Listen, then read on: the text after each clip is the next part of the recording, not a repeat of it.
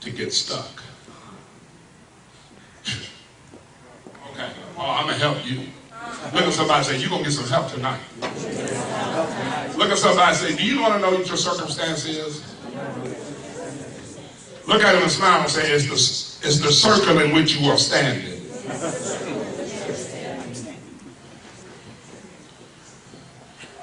You stuck. You are so caught up in what's going on. You are so caught up with your past. You are so caught up with what folk are doing. Let me help you. When folk ain't walking saved, they crazy. Let's just break it down. Matter of fact, look at somebody that you didn't come to church with. Do this for real. Look at somebody you didn't come to church with. Please, look at them. And smile at them and say, and when you ain't living saved, you just as crazy as a June bug. Now look at him, smile. You know you crazy.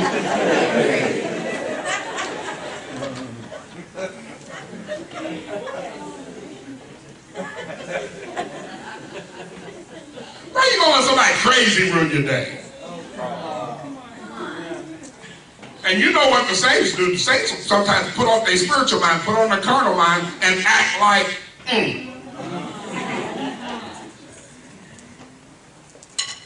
You know what I mean? You ought to look at him and say, you ain't having the same moment.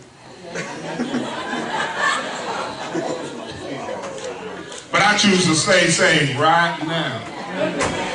Because I want both you and me to go to heaven. Look at somebody and say, quit getting mad at folk. Look at somebody and say, lower your expectations. Look at somebody and say, they just as crazy as you are when you ain't saved. No, I'm going to help you. Look at somebody and say, don't be stuck. Now let me help you, because we get stuck in the past. Let me help you. Somebody wrote a book called, Can't We Just Kill Them and Tell God They Died? And it's sold real well. Look at somebody and say, there's a lot of homicidal saints running around. Look at somebody smiling and say, if you're a homicidal saint, there's healing for you tonight. And I know the brothers are tripping. And here's why you're tripping. I know this bothers you. This is going to humble you. Look at somebody and say, you need a little bit of humility. You know, one brother had the audacity to write a book. And this is what he did. This is the title of the book. I have heard the voice of the Lord and it sounds like my wife.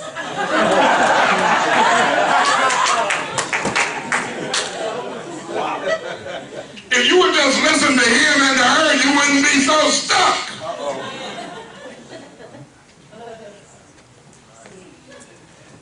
Let me tell you, I like what my wife does.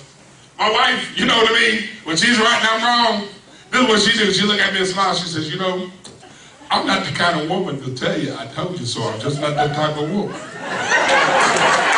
I just ain't that type of woman. I'm just not that type of woman. And she'll smile. I take it if you do it like that. You know what I mean?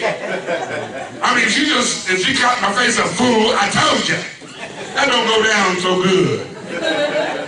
But when she said, I just ain't that type of woman. I said, yeah, I told you. Sometimes the voice of the Lord really does sound like your wife.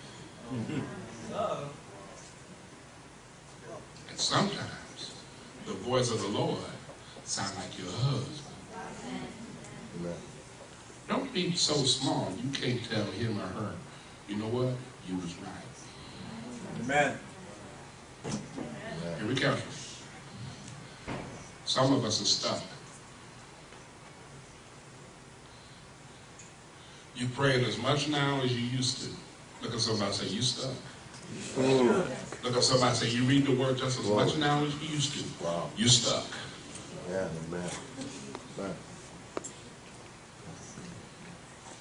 The problem with being stuck is you get frustrated.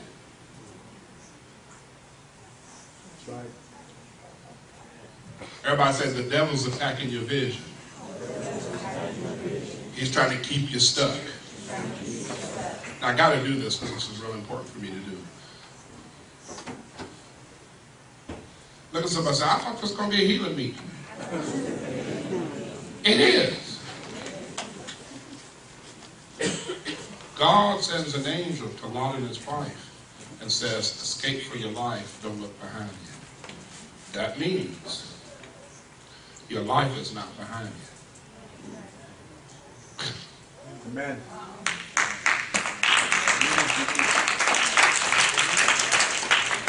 Escape for you. Look at somebody and say, God says your life is before you. Why does Satan want you to look behind you? So that you'll keep your eyes on what Satan has done and is doing. And if you keep your eyes on what Satan has done and what he's doing, Satan can stay in your life. Because the man who keeps looking at his past can't see his future. And the reason Satan don't want you to see your future is he knows he can't go where God's taking him.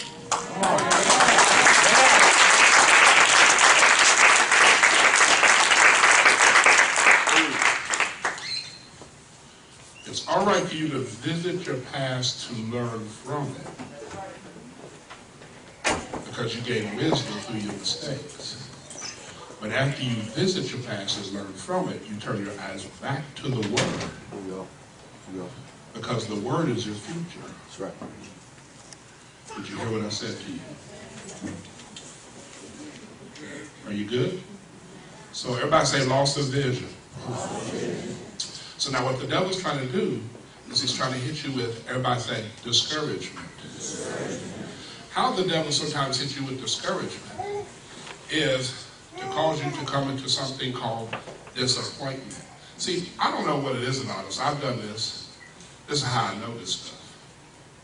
As we put God on the schedule. See, here's what I'm gonna do. See, I'm gonna pray this prayer, and I'm gonna give God so much time to answer my prayer. And if he don't answer the prayer in the time that I figured out, I feel like I have missed my appointment. And through disappointment, I get discouragement. So your boyfriend, your husband ain't showed up yet. Oh. Look at somebody say, he done went from preaching to meddling.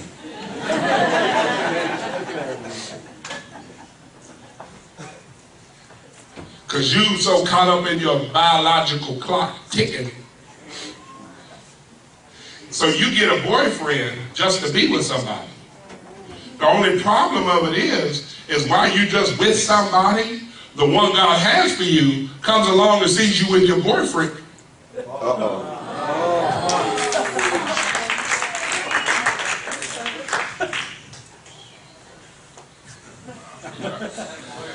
That's a word. That's a word. I'm telling you, that's a word. That's a word.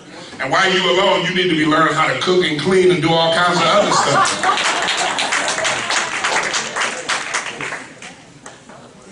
Are you hearing me? Amen. Well, okay, I got to move on. I can tell y'all, some of y'all give me, it looks like, okay, you can move on from there.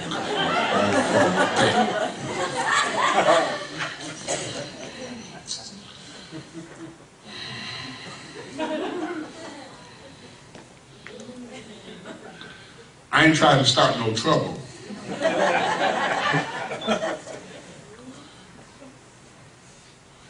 But everybody say discouragement. Discouragement. Disappointment. Disappointment. Now so now why y'all tripping? Why you feel like church folk ought to be good? Like you ought not get here hurting church. I mean, that's a great goal to shoot for. But look at somebody say these words. I